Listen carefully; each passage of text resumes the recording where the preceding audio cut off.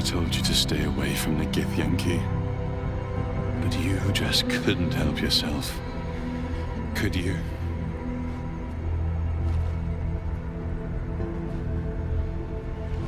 And now,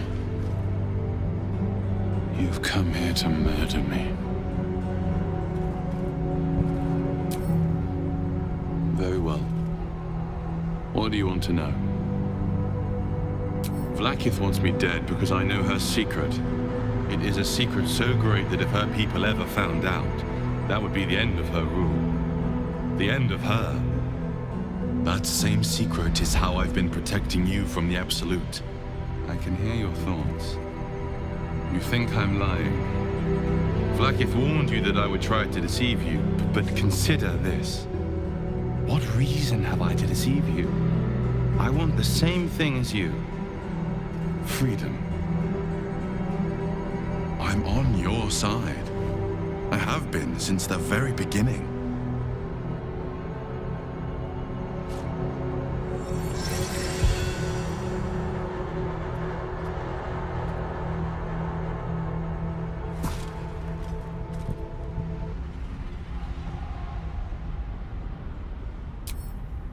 It seems I was right to put my faith in you after all.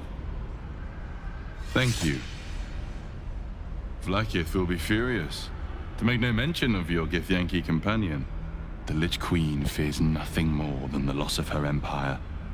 The knowledge I have of her deception will bring that about. Vlaakith is lying to the Githyanki. They believe she knows how their beloved Mother Gith defeated the Mind Flayer Empire, but she does not. If the Illithids would ever rise to power again, she would be incapable of stopping them. And if her people found out about her impotence, there would be mutiny, revolution, the end of her rule.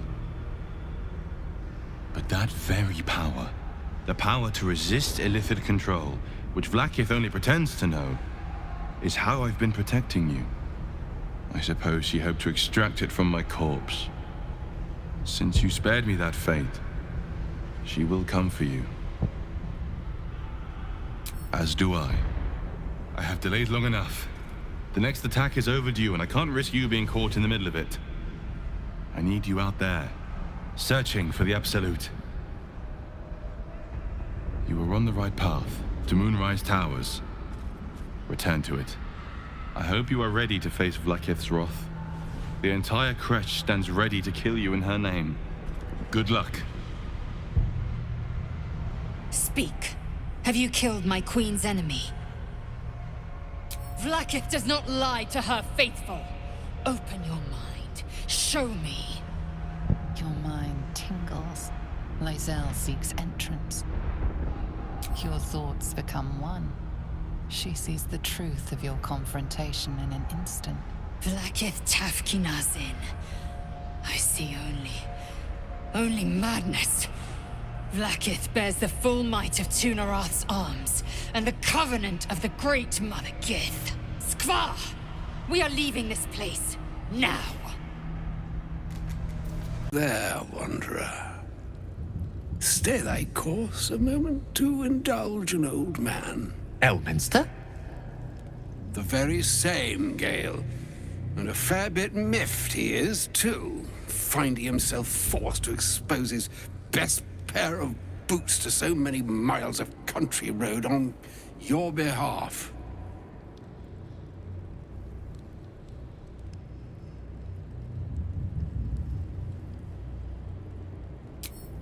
Meet Elminster Ormar.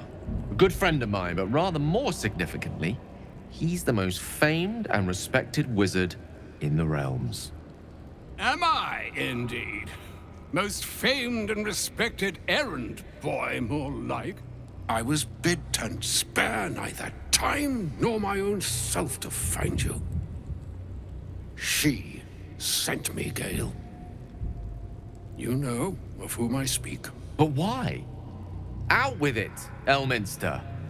Please. Young man, has your sojourn away from Waterdeep washed away your decorum as well as your patience? Nigh a 10-day I've gone without honest fare, worthy of the name. Drank naught, But what the sky entitled my thirst? Why, some bread, cheese, and a cup of wine would appear unto me a feast. Surely you won't begrudge me a mite of rest and repast before I get out with it? Oh, for the love of... Well, this way then? To your camp? Oh, don't dawdle now, lad. You're the one who's in such a frightful hurry. Oh, nigh on 13 centuries old and he still thinks with his stomach. We'd best follow and see if he's more disposed to speak plainly once it's stopped its grumbling.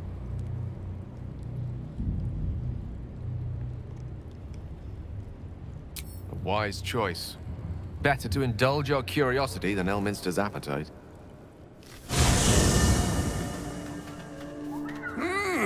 Yes, what a delightful wedge of old Arthurian that was. Doesn't do to parley on an empty stomach, you know.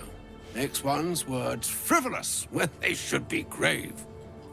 Plenty to digest, after all. A good deal to stew over, if you will. Words ladled with import should be savored so as to better absorb their meaning. Wouldn't you agree? Elminster! Right. You see,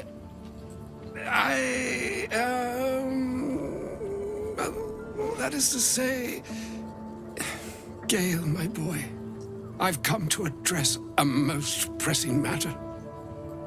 I'll speak as plainly as I can, forswearing the accustomed frills that decorate my speech. I'm here on behalf of Mystra. The message and the charge I bring you are hers. Oh, Mistra's delicate feet are ill-suited for the hardships of the road. You know where you went wrong, Gale. No, we needn't dwell on that here and now. But even so, you're to be given a chance of redemption. Mistra would consider... forgiveness? She would consider what she considers to be forgiveness. Mystra is aware of the misadventures that have befallen you both. She knows of your strife with the Absolute, that most insidious of evils.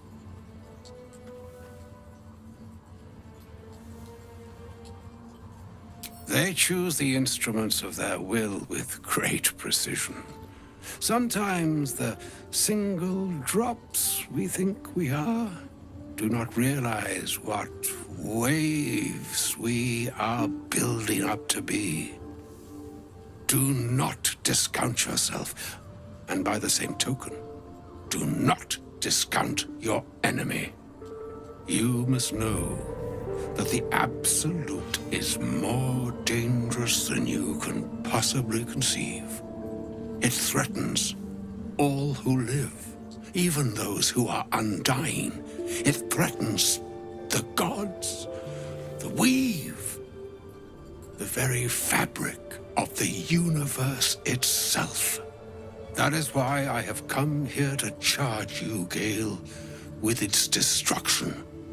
It is Mistra's belief that only you can.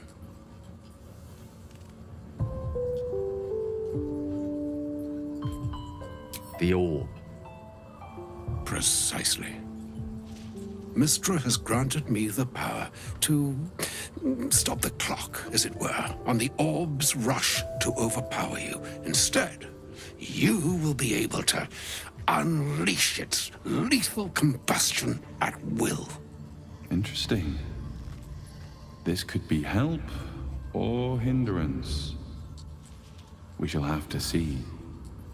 You must find the heart of the Absolute, whatever that may be, and use yourself as the catalyst that will burn it from this world. He is not. But it seems that Mystra is. It brings me no pleasure saying this, my friend, but such is Mystra's will. Yours must be the sacrifice that will undo the Absolute. And for your sacrifice, you will be redeemed. Such is Mystra's promise. With that, I've said my sorry piece, and need only bestow unto thee the charm I was bid. Meine hastra mistraril, Italion, thras annas diffra.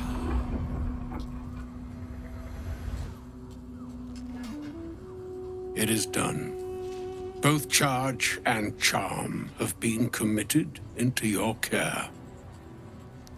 To you, I commit into care Gale himself. I count on you to shepherd him well on this strangest of journeys. Or some other fortune altogether. Like moons make swell and wane the nescient seas, so too the sky-strewn gods ordain the tidal fates of mortal days. And yet, an ocean born in lonely hours, come ebb, come flow, come all that is beyond the breadth of our dominion. Be a moon unto yourself. Even the waves of fate can break upon the shores of will. Farewell, my friend. Farewell, Elminster. I'm glad she chose you.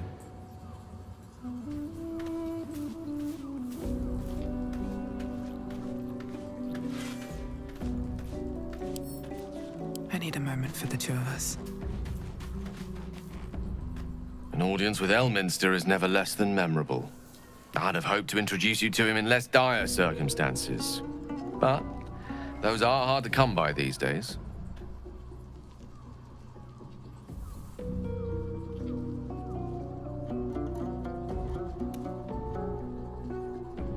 It's not a demand he wanted to make of me.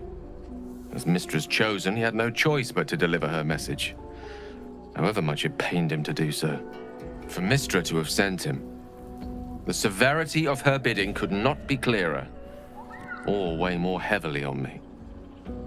Time seems so infinite when you're young. A month is an age. A year is a lifetime. It is a strange feeling to realize how little of it one might have left.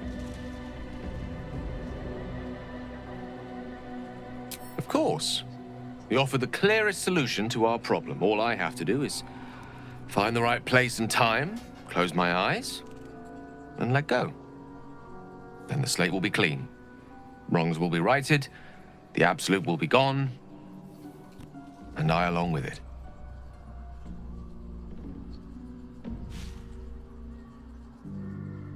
I've no doubt she has the power to do so, but as for the permission, Ao would not look kindly on her meddling in mortal affairs. Divine intervention has a tendency to make things worse, not better. As for Elminster, he saved the realms more times than legend can recount. To take on a god is no easy feat, even for him. My orb is the best chance we have, and only I can wield it.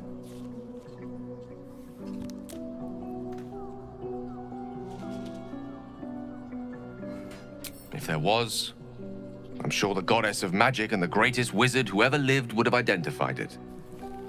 But alas, only one solution is offered. That remains ahead of us for now. The heart of the Absolute must be discovered before I can stop its beating.